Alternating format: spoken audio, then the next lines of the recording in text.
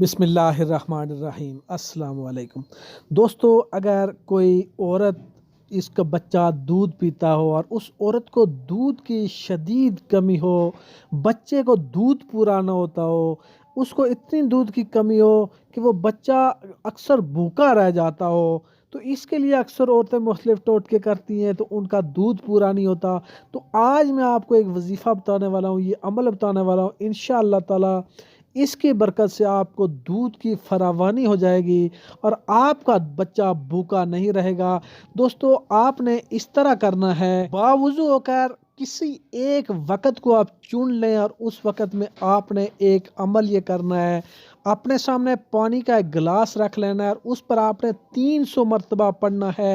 هو الحی القیوم۔ یہ آپ نے 300 مرتبہ پڑھنا ہے اور 300 مرتبہ پڑھنے کے بعد اس پانی کے گلاس کے اوپر آپ نے دم کر لینا ہے اور وہ دم کیا ہوا پانی اس عورت کو آپ پلا دیں۔ انشاءاللہ تعالی